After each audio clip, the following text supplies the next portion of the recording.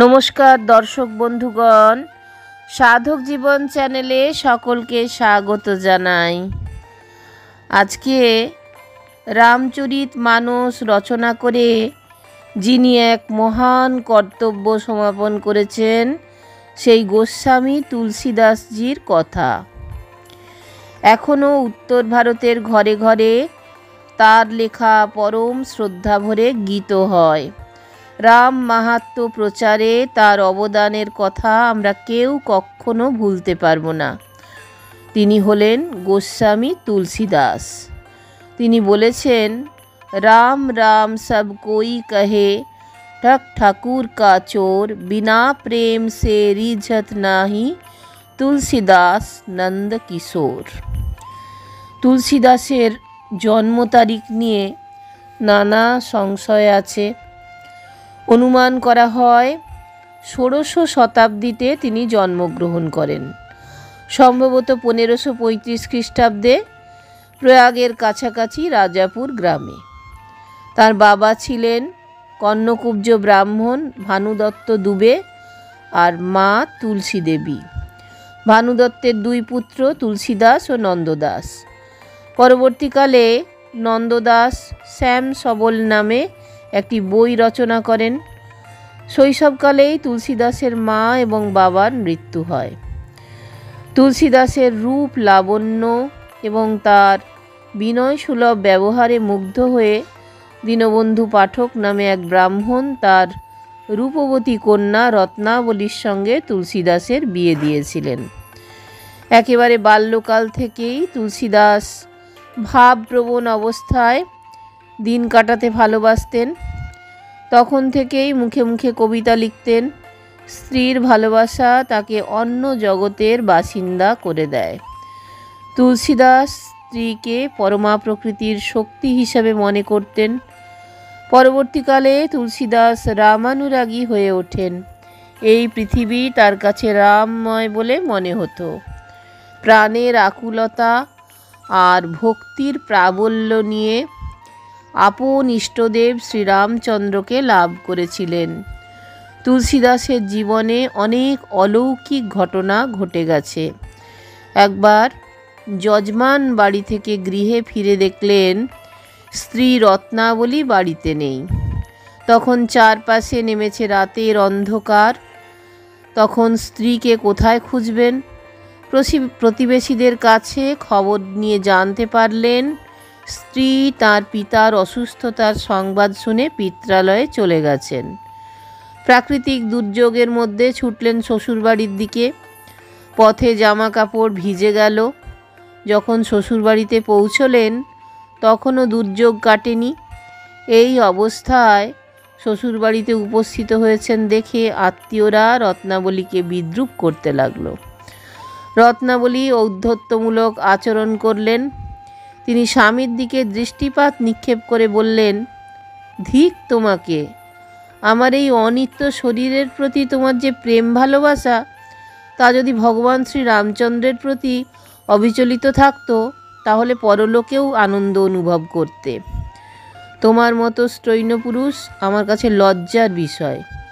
এতদিন ধরে যে স্ত্রীকে তিনি প্রাণের থেকে বেশি ভালোবেসেছিলেন, সেই স্ত্রীর মুখনিসৃত এই কঠিন রূঢ় শব্দগুলি তুলসীদাসকে আঘাত করল। এক লহমায় তিনি বুঝতে পারলেন জাগতিক ভালোবাসার কোনো মূল্যই নেই। এই প্রাকৃতিক দুর্যোগের মধ্যে শ্বশুরালয় ত্যাগ করে পথে বেরিয়ে পড়লেন। অনুতপ্তা স্ত্রীর আহ্বান তার কানে ঢুকল না। তিনি গ্রাম ত্যাগ করে কাশীধামের দিকে এগিয়ে গেলেন। সেখানে এসে পণ্ডিত প্রবর সনাতন দাসের আশ্রয় গ্রহণ করে শাস্ত্র অধ্যয়নে মন দিলেন। শ্রীরামচন্দ্র তখন হয়ে উঠেছিলেন তার ইহ জীবনের দেবতা এবং পরজীবনের আরাধ্য। এরপর সাধু নৃসিংহ দাসের কাছ থেকে রাম মন্ত্রে দীক্ষা নিলেন। গঙ্গার তীরে একটি কুটির নির্মাণ করে রাম নাম জপ করতে থাকলেন। যে অনুরাগ ছিল স্ত্রীর প্রতি, এখন সেই আবেগে রামচন্দ্রকে কেন্দ্র করে আবর্তিত হলো। তার কণ্ঠ থেকে রাম মানস উচ্চারিত হলো। তিনি বললেন, রাম নাম মণিদীপ ধরু জহি দেহারিদার তুলসী ভিতর বাহির জো চাহসি উজিসি আর। দেহের ভেতর বাহির আলোচনা করতে চাও, তবে রাম নামের মণিদীপ জিভে করো স্থাপন। তুলসীর ভেতর বাহির উজ্জ্বল হয়ে উঠছে, তাই সর্বসৃষ্টিকে রামময় জেনেও নিবেদন করছেন তার প্রণাম। তুলসীদাস কখনো কাশী ক্ষেত্রের সীমানার মধ্যে মলমূত্র ত্যাগ করেননি। প্রত্যেক দিন তিনি 80 ঘাট পার হয়ে দক্ষিণ দিকে অনেক দূরে যেতেন। ফেরবার সময় পাত্রের অবশিষ্ট জল কাশিতে না এনে আম গাছের মূলে নিক্ষেপ করতেন। সেই আম গাছে এক ব্রহ্মদৈত্য বাস করত। সে ওই জল পান করত। সেই ব্রহ্মদৈত্য একদিন বলল, আপনি আমার তৃষ্ণা মিটিয়েছেন, বলুন আপনি আমার কাছে কি বর প্রার্থনা করেন। তুলসীদাস নির্ভয়ে জানতে চাইলেন, আপনি কে এবং কেন এখানে অবস্থান করছেন।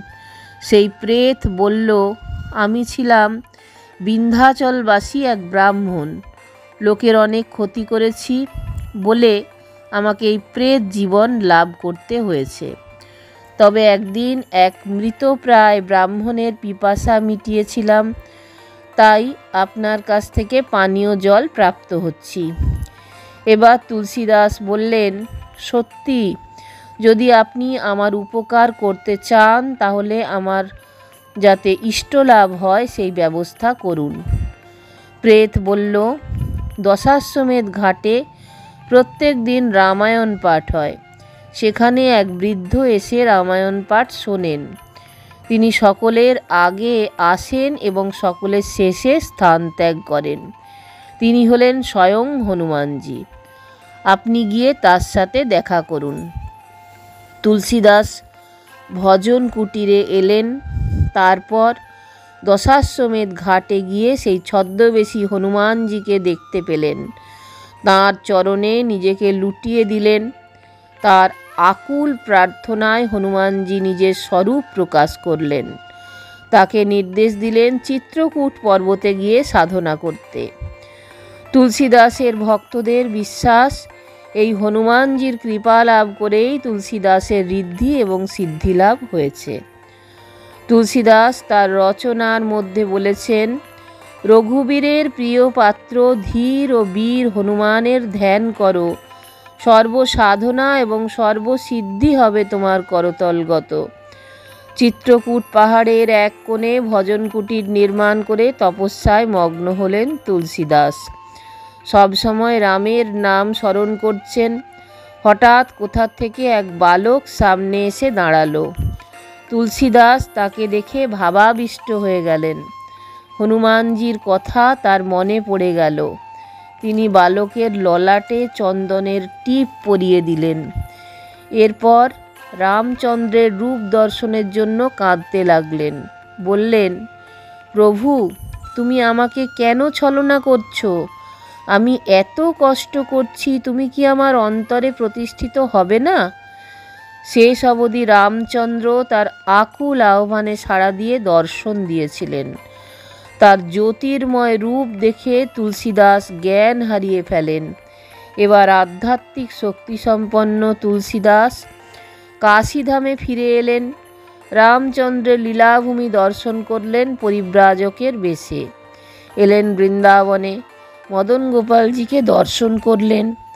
তারপর মদন গোপালজির কাছে তার ধনুর্বাণধারী মূর্তি দেখতে চাইলেন। মদনমোহন তুলসীদাসের এই মনোবাঞ্ছনা পূর্ণ করলেন।